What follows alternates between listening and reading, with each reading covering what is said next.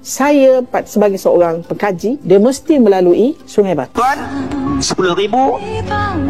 body manpower 10,000 bersama keris besi material, kerana Salahuddin ketika nak memenangkan Baitul Maqdis, khususnya kali ini dah bani TikTok berlebih-lebihan atas klaim yang palsu.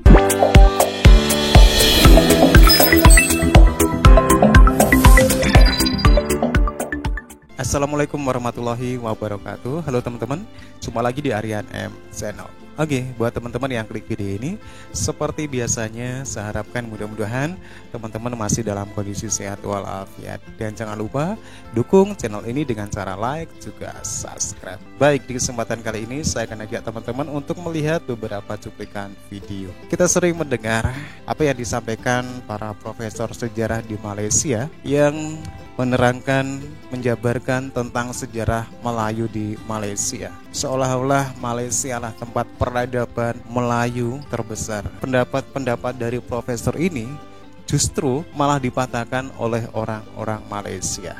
Apa yang disampaikan oleh profesor ini malah dianggap sebagai dongeng, sebagai cerita-cerita yang tidak nyata. Dan profesor ini oleh orang Malaysia sendiri justru dibilang penipuan sejarah bani TikTok. Agak sedikit geli memang teman-teman ya. Ya udah, apapun pendapat profesor dan bantahan dari orang Malaysia, kita akan lihat sebelum kita berkomen. Maka apa yang dikatakan oleh dua beradik tadi, ayahanda ini ingin mengantar kami ke tempat yang jauh, ke tempat yang kami tidak biasa, ke tempat yang banyak benda-benda asing bagi kami, yang benda-benda yang liar. Kenapa kami yang dihantar? Kenapa Ismail dan Ishak bersama kamu? Itu disebut dalam kitab tafsir. Maka apa yang Ibrahim jawab? Nabi Ibrahim AS jawab, itu yang diarahkan olehku. Itu yang diarahkan olehku. Kamu pergilah ke sana, kamu ajarlah orang-orang di sana tentang ilmu yang kamu dapati di sini. Dan mereka yang menerima ilmu kamu itu akan menjadi umat terbaik, penduduk bumi yang terbaik, kerana di kalangan mereka akan terpilih menjadi raja. Itu yang disebut oleh Nabi Ibrahim. Saya boleh tunjuk dalam At-Tabari. Okey, jadi berdasarkan kepada kenyataan ini, maka median datang ke sini. Dan ketika dia datang itu, saya sebagai seorang pengkaji, dia mesti melalui Sungai Batu. Di sinilah bermulanya sejarah Sungai Batu. Di sinilah sejarah 10,000 tentera tanah Melayu yang membawa keris dan senjata besi daripada Merbuk, training dekat Pekan Darat dan juga Gunung Jerai, dihantar oleh Syekh Abdullah Al-Qumairi yang berhubung langsung dengan Syekh Abdul Qadir Jailaini di Baghdad. Dihantar ketika itu tuan-tuan 10,000 body manpower 10,000 bersama keris besi material, kerana Salahuddin ketika nak memenangkan Baitul Maqdis, senjata tak cukup, manpower tak cukup, bangsa tak cukup. Nak harap bangsa Arab dan memang boleh harap waktu tu. Bangsa apa yang boleh harap? Ketika itu tuan-tuan, Allah melahirkan Syekh Abdullah Al-Qadir Al-Jailani yang menghantar anak didiknya Syekh Abdullah Al-Qumairi yang mengislamkan Raja Peraung Mahawangsa. Di sinilah berlakunya hubungan tanah Melayu dan juga Baitul Maqdis pada zaman 1187. Akhirnya tuan-tuan, tanah Melayu menghantar dua sumbangan, satu body orang Melayu dan yang kedua senjata dari tanah Melayu. Allahu Akbar. Apa buktinya? Ambil dari sumber mana? Kat mana boleh cari? Ambil dari sumber mana? Sendiri atau cakap-cakap orang dulu. Kena ada bukti jelas. Kalau ada Tok Arab yang cakap pun, dia kena bawakan bukti. Kata-kata Tok Arab bukan fakta sejarah. Bayangkan, nak tentukan kesahihan sesebuah hadis pun sikit punya susah, sampai nak kena cek satu persatu perawi dia. Apatah lagi kalau kisah-kisahnya membabitkan pembebasan Baitul Maqdis dan sebagainya. Dakwa ustaz ni, ada 10,000 askar kita dihantar untuk jadi tentera Salahuddin. Kemudian keris dan besi dibawa dari Merbuk dan berlatih di Pekan Darat dan Gunung Jerai bagai. Mana buktinya? Dari mana sumbernya? Dulu pun ada ustaz dakwa Nabi Adam turun kat Gunung Jerai, Saidina Usman lawat Kedah dan macam-macam lagi cerita. Tapi sampai ke sudah tak boleh nak tunjukkan bukti. Kedah nak lawan Siam pun cukup susah. Dengan British pun asyik kena tipu. Penjajahan ke atas tanah Melayu pun bersilih ganti. Dari Portugis, Belanda, British, Jepun. Lepas tu British datang semula.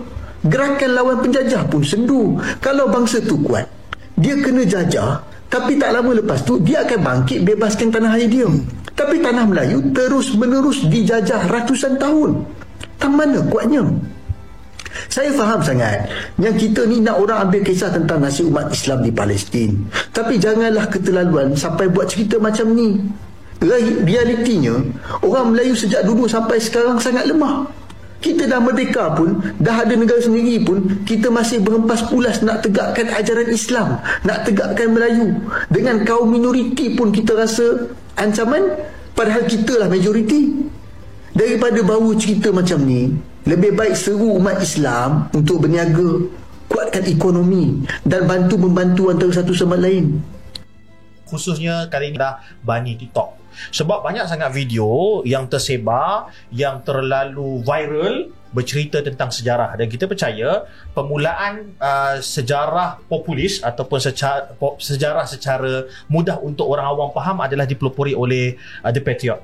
Alhamdulillah, itu satu perkembangan yang baik. Sebab dulu orang mungkin berasa sejarahnya bosan, tapi telah dimulakan daripada The Patriot untuk memudahkan orang faham. Tapi benda ni makin lama makin parah. Bila terlampau nak popular, nak like, nak view, nak share, banyak benda-benda yang kita kata fatal ataupun palsu. So, Amin, soalan daripada Amin. Okey, soalan dia. Teruskanlah kita. Mana pula soalan tadi? Okey, soalan pada saya. Sabar, nanti dia potong kan, risau. Like kan live. Tak ada. Okey, so Ilmi, soalan saya adalah dalam banyak-banyak konten TikTok lah kan, awak rasa mana yang paling barai, paling teruk tentang TikTok dan sejarah? Ini soalan dia susah tau. Sebab banyak sangat. Banyak sangat. Jadi kejap bagi satu okey. Bagi saya lah yang paling barai adalah mengaitkan orang Melayu sebagai keturunan keturah dan 10 Bani Israel yang hilang. Oh, the losing tribe. Yes, the losing tribe. Kenapa itu paling tak masukkan? Sedangkan ia juga disokong oleh ustaz-ustaz. Why? Cuba cerita. Okey, itu kontroversi sikit. Pertama sebelum saya nak mulakan ni, pertama, ilmu tu bukan daripada siapa dia datang. Kalau kita cakap apa, ustaz ni cakap macam tu, ustaz ni cakap macam tu. Dia ada satu falasi yang kita panggil appeal to authority. Okay. Jadi setiap orang boleh salah. Jadi kebenaran tu adalah kebenaran atas kebenaran. Jadi itu yang pertama lah. Yang kedua, kenapa saya merasakan bahawa paling mengarut adalah keturah? Sebab saya nampak lagi-lagi bila isu Israel ni sedang dimainkan, saya nampak yang ada satu trending nak bagi tahu yang orang Melayu ni the chosen people pula. Kita ni adalah bangsa yang terpilih. Kalau kita terjangkiti satu penyakit yang orang Zionis Yahudi percaya bahawa orang adalah bangsa pilihan Tuhan. Dan akhirnya kita dalam nak naikkan semangat kita nak menentang Israel, Zionis dan sebagainya, kita menggunakan sejarah yang ada banyak versi, banyak falasi kepincangan dia untuk mengangkat bangsa kita berlebih-lebihan atas klaim yang palsu untuk mengatakan bahawa kita bangsa terpilih. Kita boleh nampak cuba daripada kisah keturah ni, dia mula merebak kepada apa, kononnya orang Melayu pernah bantu Al-Fatih takluk Kuantan Singapura, orang Melayu adalah pernah hantar 10,000 orang tentera bantu Salahuddin Ayyubi takluk Jerusalem, dan banyak lagi yang kalau kita cari sumber-sumber tu tak ada sumber yang apa, tak jumpa sumber. Mana mitos yang diangkat untuk mengangkat Melayu, tapi mana kata niat tak menghalalkan cara lah. Niat tu nak mengangkat Melayu, tapi cara tu tak betul. Sebab semuanya mitos. Okey. Amin ya, masalah. Okey, sekarang ni kita fokus kepada isu hari ni. Orang suka bercakap pasal Melayu, kebangkitan Melayu, perjuangan Melayu. Tapi selalunya timeline tu bersepah-sepah. Tak kena. Tapi bila dikaitkan dengan hadis fitan, ilmu eskatologi, akhir zaman, benda tu memang syok lah kita dengar. Sebab banyak benda hadis fitan ni tak kita belajar kat sekolah, tak kita belajar di universiti, di pentas-pentas ceramah saja. Jadi benda yang paling rasa macam tak masuk akal sekali dalam timeline sejarah berkaitan dengan Israel dan sebagainya ni, apa yang kita boleh bincang dan bawakan kat sini? Okey, garis masa sebelum saya ni, sebab saya nak bawa kita ni dekat dengan saya ni ada mukadimah. Apa yang saya akan perkatakan ni, Ibnu Khaldun dah kritik lama dalam mukadimah. Ilmu moden sejarah pada hari ini diasaskan oleh Ibnu Khaldun. Kenapa saya cakap macam tu? Sebagai contoh, Ibnu Khaldun kritik ulama-ulama sirah pada zamannya dan sebelum. Ibnu Khaldun kata dalam kitab-kitab sirah, kitab-kitab tafsir cakap tentera Bani Israel ada 600,000 lawan dengan Firaun, lawan dengan apa? Bukan Firaun, bangsa Kanan berperang. Tapi Ibnu Khaldun dia tengok tau, dia cakap apa? Kerajaan Bani Israel ni kecil, sekitar Palestin, Jordan tu semua. Dia tengok pada zaman dia, tentera Rom dan Parsi bergabung, empayar luas, besar. Paling banyak orang dapat bawa tentera 200,000. Okey. Jadi mana datang angka 600,000 tersebut? Yang pertama. Yang kedua, Ibnu Khaldun kritik ulama-ulama sirah dalam kitab mereka. Ibnu Khaldun cakap dalam kitab tersebut ada tentang cerita Raja Himyar. Himyar ni adalah satu kerajaan Arab purba yang dekat Yaman. Dalam tu kononnya Raja Himyar ni dia bina satu empire tu sangat luas sampai ke Maghribi dan China, sampai ke Anatolia. Tapi bila Ibnu Khaldun tengok, Ibnu Khaldun cari catatan-catatan sejarah yang sezaman dengannya. Ibnu Khaldun cakap kalau benar Raja Himyar pernah sampai ke Maghribi, dia perlu melalui Mesir, dia perlu melalui Algeria, dia perlu melalui Palestin dan sebagainya. Mana catatan-catatan tentera yang sebesar itu yang menaluk tu bagi? Kita ada catatan Iskandar Alexander the Great, takluk sekian-sekian. Kita ada catatan Genghis Khan, takluk sekian-sekian. Mana bagi catatan ini? Pertama. Yang kedua, sampai ke China, jauh. Apa keupayaan tentera Himyar ketika itu? Tidak ada analisis yang logistik, tak cukup power ke, bekalan tentera yang cukup mampu untuk bergerak sejauh itu dan sebagainya. Tidak ada. Ini metodologi yang Ibnu Khaldun asaskan. Kita kena skeptik. Terus bertanya. Tapi masalahnya, bila mana kita bercakap tentang isu yang lain, contohnya Melayu Keturunan Keturah, antara yang disebarkan ialah Keturah ini adalah puteri Raja Champa dan Bani isteri kepada Nabi Ibrahim AS adalah puteri kepada Kerajaan Champa. Kalau kita tengok Kerajaan Champa ni, dia berdiri abad kedua Masihi. Ni timeline sejarah kan? Abad kedua Masihi. Sedangkan Nabi Ibrahim AS paling awal pun 3,000 tahun sebelum Masihi. Kita ada 3,000 tahun gap timeline yang perlu diisi. Jadi kenapa tiba-tiba puteri daripada Champa, sedangkan keadaan Champa ini berasal paling awal abad kedua. Daripada hikayat dia, rekod arkeologi, catatan-catatan daripada China, India, sedangkan catatan orang Melayu sekalipun. Kita ada cerita pasal Champa dalam Salatin. Jadi ini yang timeline yang berselaru. Baik, dekat Malaysia ni kita sekarang bila bercakap pasal Palestin, Gaza ni, jadi bercambahlah ustaz-ustaz ataupun agamawan. Kita orang ustaz, so kita boleh cakap pasal ustaz. Kadang-kadang orang tak berani tau nak cakap ustaz, nak mengkritik ustaz. Cuma kita nak bawa pemahaman bahawa waktu ni bercambah mereka yang bercakap pasal hadis fitan. Kalau jemputan pun cerita pasal hadis akhir zaman, perjuangan akhir zaman, Dajjal, Al-Masih, Mahdi dan sebagainya.